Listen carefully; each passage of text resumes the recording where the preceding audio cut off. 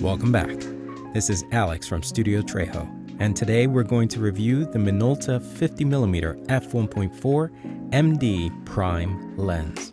Due to its small size, standard view, and fast apertures, nifty-50s could be found in photographers' kits around the world.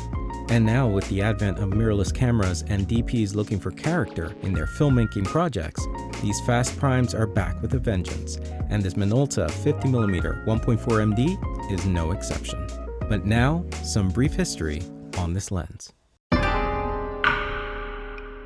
Minolta Company Limited was a Japanese manufacturer of cameras, camera accessories, and more. The company was founded in Osaka, Japan in 1928, known at the time as the Japanese-German Camera Shop.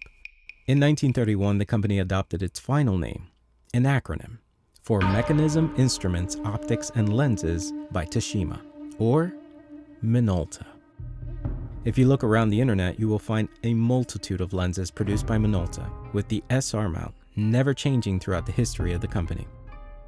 Over the years, these lenses were categorized in different sets or generations. This 50mm 1.4 is considered a third-generation MD, pulling from the accumulating lens technology harnessed and perfected from years of R&D and collaborations with the famed German lens company Leitz. This prime lens is part of the last generation of manual focus lenses made by Minolta. So how does this 40-year-old lens fare in today's high-resolution sensor wars? Is the vintage feel of this lens usable in today's market of hyperreal content? How does this Minolta lens stand apart from the myriad of other 50mm primes? Let's find out by going over the key features of this lens. The Minolta 50mm MD prime lens has a maximum aperture of f1.4 and stops down to f16 with click stops in between. It has 6 aperture blades, creating hexagonal bokeh when stopped down and 6-pointed sun stars on bright points of light. The minimum focus distance is 0.45 meters, or just under 1.5 feet from the focus plane, and it has a 49 diameter filter thread size. This lens has 7 elements in 6 groups, and it weighs 235 grams, or half a pound. Next, build quality and handling. The first thing you will notice when you pick up this lens is how light it is. Like, really light. It weighs almost nothing, and that is thanks to the mostly plastic body of the lens. Now, while it's plasticky, it does not feel cheap. It feels solid through and through. Everything about this lens feels and looks professional.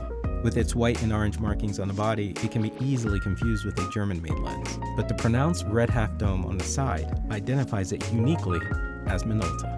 It rounds out with having a well-dampened, smooth focus throw. Okay, lightweight, fast aperture. Sounds good. But what's the image quality like? While vintage 50mm are known to have various degrees of softness wide open, this last generation of the manual focus Minolta 1.4 is sharp wide open and sharpens even more as you stop down. The coatings are so good on this vintage prime that even chromatic aberrations and purple fringing are virtually non-existent, even wide open, which is almost unheard of for a vintage lens. Next, vignetting. Vignetting is the Achilles heel of this vintage lens. Wide open, you can easily see the darkening of the corners, so correction in post will be necessary for its removal. As you stop down, it begins to disappear and evens out completely at f4. Lens flare. I own multiple Minolta lenses, and I like the lens flare they create. The blue and violet colors, not overly pronounced, but it does show up when a strong light source hits the glass. If you know how to use it, it can create interesting effects. Bokeh. What can I say? It's a 50mm 1.4. Of course there's bokeh. It's one of the reasons everyone has or should have a fast 50 in their bag. The beautiful isolating blur, known as bokeh, is there on command. Busy at some distances, but overall smooth and creamy, this lens renders a beautiful image with lovely bokeh. Today's smartphones can process their images to mimic this effect, but when you see it happen naturally, optically, not only do you feel the difference, but you begin to understand how and why bokeh works the way it does, giving you the experience you need to recreate it in a variety of conditions. Minolta is famous for its color rendition.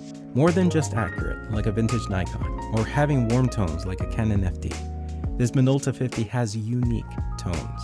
almost pastels for some colors, and a lush vibrance for others. Leaning slightly to the green in the shadows, the formula used on these coatings makes the rendering of these images pleasing to the eye, and overall, on the cooler side of the spectrum.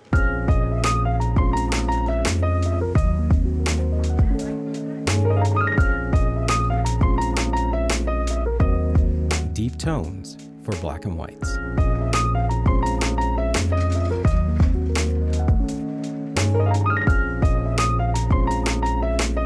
I would be hard-pressed to find drawbacks to this lens, but if there is one, I would point out the 6 aperture blades.